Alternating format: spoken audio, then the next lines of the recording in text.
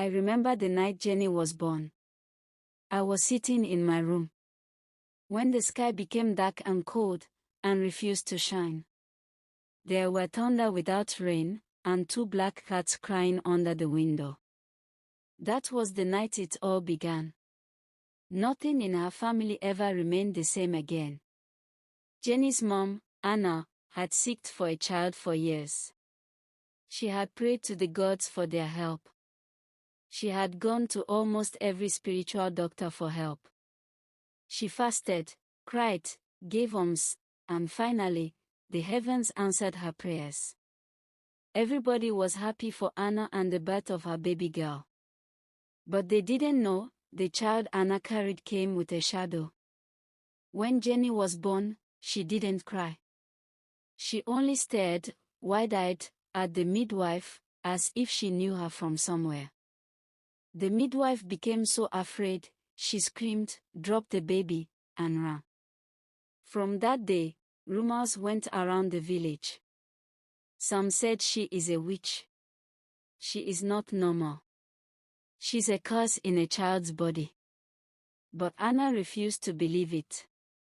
She's my daughter, she said. She raised her with love, until strange things started happening. When Jenny was 3 years old, Anna became pregnant again. People were happy for her, the family would finally have another child. But one morning, Anna was heard screaming from the bedroom. She was bleeding, she lost the pregnancy. The same thing happened again the following year.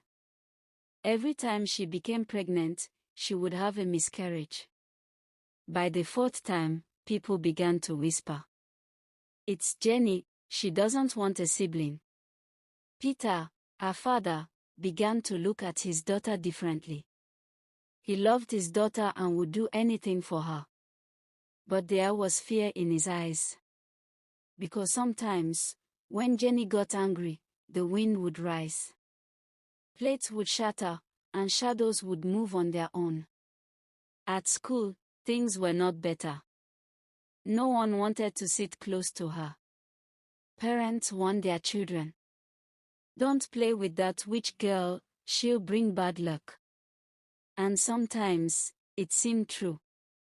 Connie was a boy who teased her and broke his arm the next day. Mary, who mocked her, fell ill and didn't recover for weeks and missed some of her exams. Jenny would cry alone every night in her room. "I never meant to hurt anyone," she whispered. But even her tears brought thunder. One day, a new family moved into the neighborhood. Their daughter, Cynthia, didn't know the rumors. She smiled at Jenny and said, "Hi, I like your hair." Jenny was surprised. No one had ever talked to her kindly before. From that moment, they became friends. But then something strange happened. Nothing bad happened to Cynthia after talking to Jenny. No sickness, no accidents, nothing. For the first time in her life, Jenny felt normal and happy. Maybe the curse was breaking, though only to herself. Soon after, Anna discovered she was pregnant again. Fear filled the house as usual. Peter wanted to send Jenny away to her uncle in the next village. But Anna said no. "No.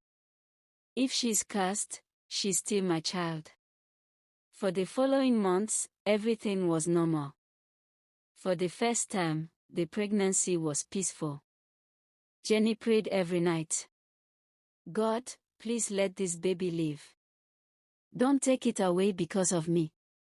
But one night, as the storm roared, Jenny felt a sharp pain in her head. She saw flashes, a dark figure standing over her mother. A whisper said, "She must die for the child to live." Jenny screamed, "No. Not again." Then she fainted. The next day, she told her mother what she saw. Anne wept. "We'll see Pastor John," she said. At the church, the pastor looked at Jenny with pity. "This is not a curse," he said slowly. "This is a gift that darkness tried to twist. You must fight it."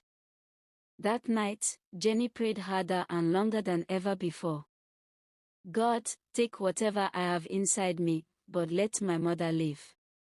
Suddenly, the room was filled with cold wind. The dark figure appeared again. "I am part of you," it hissed. "You can't cast me out. I was born with you." Jenny stood up, trembling. "Then I die with you," she said. A blinding light filled the room.